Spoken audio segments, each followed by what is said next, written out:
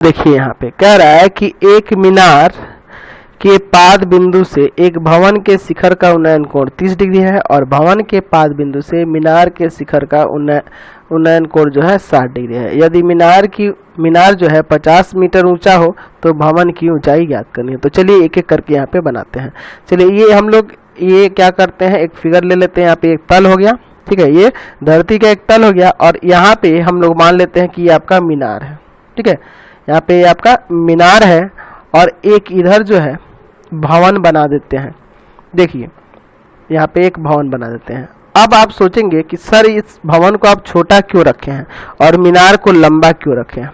अब उसका मान तो बड़ा भी हो सकता है, नहीं हो सकता। देखिए क्या हो रहा है, यहाँ देखिए, यहाँ कह रहा है आपके क्वेश्चन में कि मीनार के पाद बिंदु से भवन के शिखर का उन्नयन कोण, ये मीनार हो गई, मीनार के पाद बिंदु से भवन के शिखर का उन्नयन कोण, समझ रहे ना, कितना दिया है। तो यहाँ से यहाँ उन्नयन कोण जो दिया है आपका 30 डिग्री दिया है, 30 डिग्री दिया है, ठीक है। और फिर कह रहा है कि भवन के पाद बिंदु से मीनार के शिखर का उन्नयन कोण 60 है, ठीक है। भवन के पाद बिंदु से मीनार के शिखर का उन्नयन कोण, मीनार के शिखर का उन्नयन कोण कितना है, 60 डिग्री है। इसीलिए आप इसको बड़ा बनाएंगे मीनार को और भवन को छोटा बनाएंगे, क्योंकि जब कोण ज्यादा हो रहा है यानी कि ज्यादा ऊंचा है, समझ गया ना बात को। ये जब कोण ज्यादा हो रहा है तो ये ज्यादा ऊंचा होगा, इसलिए ये लंबा बना है, ये थोड़ा छोटा बना है। और इसको क्या माने हम लोग, मीनार माने है ना, ये आपका मीनार है, ये आपका मीनार है और ये आपका क्या है, भवन है, ठीक है। मीनार है और ये भवन है, समझ गए। चलिए तो आपको क्या निकालना है, भवन की ऊंचाई। तो भवन की ऊंचाई मान लेते हैं यहाँ पे कुछ x मान लेते हैं। चलिए ये भवन की ऊंचाई क्या होगी, x, और ये भी मान लेते हैं कि मीनार और भवन के पाद की बीच की दूरी y। चलिए तो यहाँ मीटर में लिख देंगे कि मान भवन की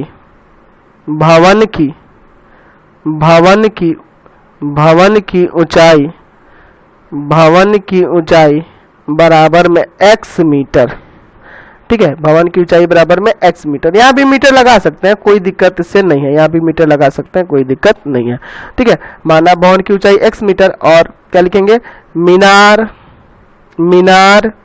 तथा भवन के पाद के बीच की दूरी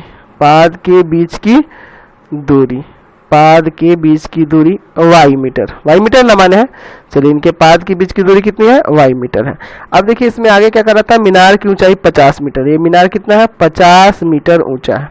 चलिए मीनार कितना हो गया, 50 मीटर ऊंचा हो गया।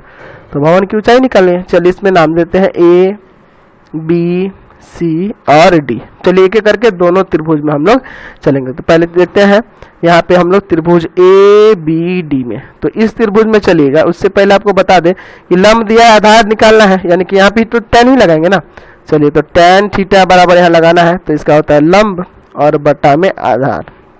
तो चलते हैं त्रिभुज ABD में। तो tan 60 लेंगे ना, ध्यान से देखिएगा, इस त्रिभुज में गए हैं तो ये वाला एंगल लेंगे। चलिए ये tan 60 लेंगे तो लंब ये होगा यानी कि AD और आधार हो जाएगा आपका AB, समझ गया ना। इसको देखिए, इसमें आधार हो जाएगा AB, यानी कि tan 60 का वैल्यू की बात करें तो tan 60 का वैल्यू होता है √3, tan 60 का √3 और AD कितना है, तो AD आपका है 50 और बटा में AB, तो AB हम लोग y माने हैं। चलिए बटा में y, यानी कि यहाँ से लिख सकते हैं √3y बराबर 50, यानी y बराबर आ जाएगा 50 बटा में √3, 50 बटा में √3। अब चलते हैं त्रिभुज ABC में। तो यहाँ tan 30 लेंगे, तो tan 30 लेंगे तो क्या होता है, लंब बटा में आधार, यानी कि हो जाएगा BC, लंब होगा BC, 30 लेंगे तो इस देखिए इसके सामने वाले को लंब कहते हैं और ये आपका आधार होगा AB। चलिए तो यहाँ पे भी रखते हैं, तो tan 30 का मान 1 बटा √3। अच्छा BC, तो ये BC आपका x है ना, BC आपका x है और AB आपका y है। चलिए यहाँ क्रॉस मल्टीप्लाई कर सकते हैं। चलिए तो यहाँ करते हैं क्रॉस मल्टीप्लाई, तो यहाँ से हो जाएगा आपका, यहाँ से y बराबर में √3x। अब y का मान यहाँ से रख सकते हैं ना, चलिए y का मान रख देंगे। चलिए तो यहाँ y का मान रखेंगे 50 बटा में √3 बराबर √3x, क्या की है चूंकि y बराबर आपका है ना 50 बटा में √3, वही रख दी है यहाँ पे, समझ गए। चलिए आएगा इधर √3 जो यहाँ गुना में इधर आएगा भाग में ना, तो √3 से यहाँ गुना कर जाएगा, तो यानी हो जाएगा 50 बटा 3, 50 बटा 3 x का मान। यानी कि इसको अगर पूर्णांक में तोड़ना चाहें तो यहाँ से लिख सकते हैं x बराबर 16.2 बटा 3।